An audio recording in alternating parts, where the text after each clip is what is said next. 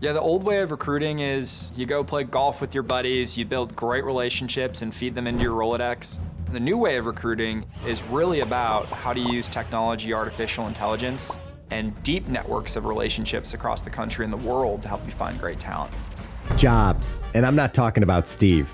I'm talking about our 9-to-5s, the economy, making money.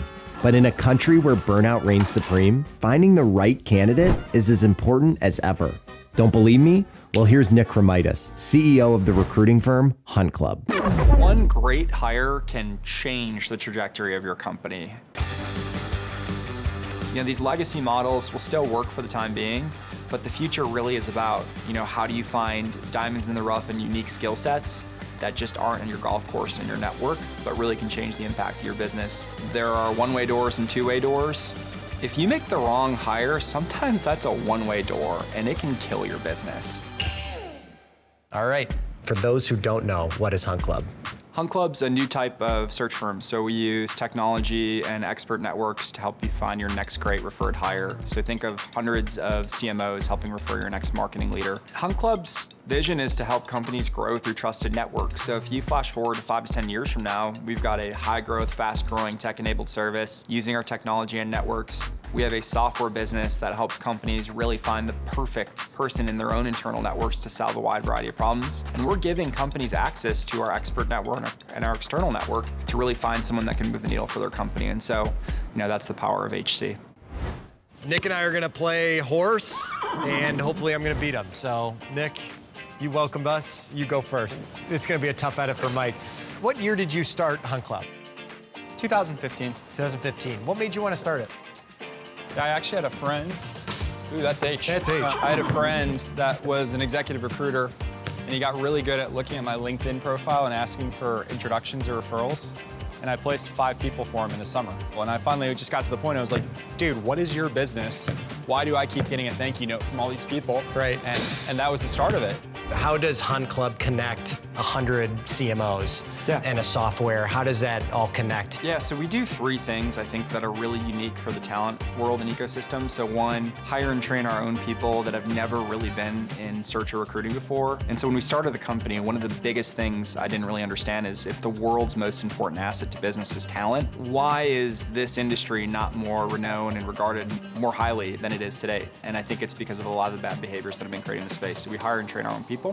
Second is we use our own technology from the ground up. So most search firms use off-the-shelf solutions that aren't that dynamic. We believe that we're advancing the ball forward using AI and a wide range of other technologies to really drive automation and efficiency.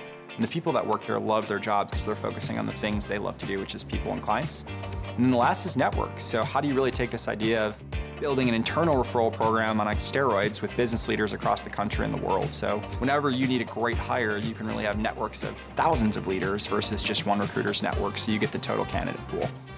What makes you want to be successful as a CEO? What drives you? Less as a CEO, just more about the company and solving the problem. If we do this really right, your sea or ocean of opportunities should expand dramatically because it's coming from a whole community of people that like you, trust you, know you, so they can help you find a better fit. Hold on. It's your second bank shot. You got one. Thank goodness All right. I got it that time. I'll match it. Corner shot. Oh, I didn't even call swish. He was hustling us when we were warming up. Ooh. What's the challenging part about being a CEO? Oh, how much time do you have? You're constantly balancing what's right for the business, what's right for your people, what's right for your customers. The last 3 years have had a ton of volatility in the world, and so you're managing through that change. So I think it's just learning how to be the best leader you can for all your different stakeholders while not sacrificing quality of whatever experience you create. Best advice you've received as a CEO? The best advice I've received as CEO is just be yourself. Every single person is great at things, not so great at things, has strengths, has weaknesses. And so I think if you try to prescriptively fit into a mold or be a persona that isn't you, it's the fastest path to failing at the job. So I think really figuring out who you are and what you're great at and building around that with great teammates is really the game. Is there something that you know now that you wish you knew when you first started out? The thing that I wish I knew now that I didn't know when we started was how much change management is required in a growing business and how clear of a communicator you actually have to be. because I used to work for a large company, and I would zone out on 50% of any of the interactions and do other things, and I think that's really natural. And so I think making sure that you're engaging, you're specific, you're clear, understanding that you probably have to repeat yourself 5-10 times and continuing to set like a clear vision, I think is a big learning over the course of the last few years. I don't want to make it seem like you're in your final lap here, but who are you most thankful for at this current stage in your life and professional career? Oh, that's tough question and good shot. You're putting the heat on twice. I think one guy that's always believed in our business from the start he's on our board now, and he's like one of our first mentors and investors and advisors, a guy named Dave Knox. When I moved to Cincinnati, Ohio to be a part of an accelerator program years ago, like he took a bet on us. And so, I'm really grateful for him kind of supporting us since day one. Yes or no? Do you think cryptocurrency or blockchain will be integrated in your business and or industry in the next 5 years? Yes. Artificial intelligence, I know, is already in yours, but how about in the industry as a whole? Do you think that will be integrated in the industry in the next 5 years? 100%. Virtual reality? No. The powers that be said you cannot be the CEO of Hunt Club anymore. What do you do? So I live in the northern suburbs of Chicago. There is not a single good sandwich place in the entire North Shore. And so I think there's a huge opportunity to actually take some of like the Italian deli concepts and bring them to the North Shore. So that's one idea. And the second's actually how kids specifically think about interacting with technology and build a tech-enabled model around that. When you were growing up, what did you want to be? My first job I ever wanted to be was a diamond miner. What is your favorite sports team? Favorite sports team, Chicago Cubs. Last meal on earth. Lumalnati's, pizza, deep dish, sausage with giardiniera on the side. Being a CEO can be stressful. What do you do to de-stress? A couple things I do to de-stress. One, I'm pretty deliberate about sleep. Making sure I go to bed at relatively the same time is a huge part of something I believe in. The other is just work out. Do you have a favorite book? The Hard Things About the Hard Things by Ben Horowitz, I think, is an awesome book. How you have to make hard decisions sometimes to create business outcomes and not lose your principles as to why you started something. Are you binging anything on Netflix, Hulu? So I rewatch like The Office or Seinfeld, and usually that's kind of my rotation. Office and Seinfeld are on mine. Yeah. Anywhere you want, 2 weeks, vacation, teleport anywhere, where you go? Harbor Island in the Bahamas. Great beaches, that's where I'd go. I'm good to go. No, but I think, I think everyone though that's ever built anything got a ton of help from others, right? HL. I think people build businesses just to build a business versus a problem they're really trying to solve. Oh man, I thought I had you. I know. All right, let's do a little Kareem. You ready? Yeah. Here it goes. All right. One hand, one leg, just make it. Nope. What do you got? You're up by 3. This is a big free throw to go up 2 possessions.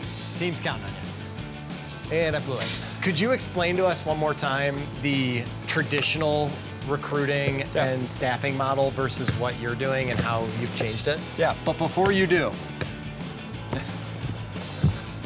there we go. Oh, HORS! And so what we do is we really take all the parts of that business and automate it using technology. So who's the right fit, who's the right person to make the right introduction, and then expand the networks and the multiplier of those networks by an order of magnitude. So really recreating the category and explaining what we do and how it's different versus some of the legacy players in our space is always a challenge because we want to be understood for what our core product is, but also seen as different. So I think framing that's always a challenge. And then I think scaling with excellence. If you look at most differentiated solutions in our market, there are very few that have built to be 150 to 200 people. It's complex, regardless of the technology you use or the differentiated networks, to build a model that consistently delivers excellence. And so, we're really focused on how do we get all 3 parts of those equation correct, which is people, technology, and networks. Have you ever read Gladwell's Tipping Point? Yeah, he's my favorite author. Great book. There's this awesome line about how even super connectors can only manage 150 people at once, right? And those are the best connectors.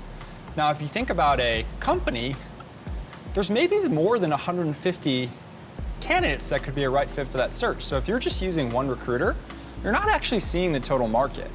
So that's kind of what Hunt Club does differently is we have these networks of experts all across the country in every major market, every major metro in the United States. And so when you use Hunt Club, you get a referral out of someone's 150 people they really know all across the country. So we can kind of give you better access to like the right talent versus just one recruiter's network. And you have your own software. Own software. But you leverage LinkedIn specifically, or are you leveraging other things? Yeah, so people can drop their LinkedIn networks, their Gmail networks, their iPhone networks, their Outlook networks into our software. We take that information, build technology around who you know, how well you know them, and then make it really easy for you to refer somebody if we're doing a search. Okay. And if you feel like it's the right fit. Oh! God damn it. Finally might be back. I found a weakness. Oh no! I'm exposing a weakness. All right, there we go. What's the score right now? HORS to HOR? Yeah, I think you got me by 1 or 2. You! I didn't tell. I should have prepared. You guys catching this stretch? This is magic at work. Oh God, they're heating up. And if you make this one, I'm going home.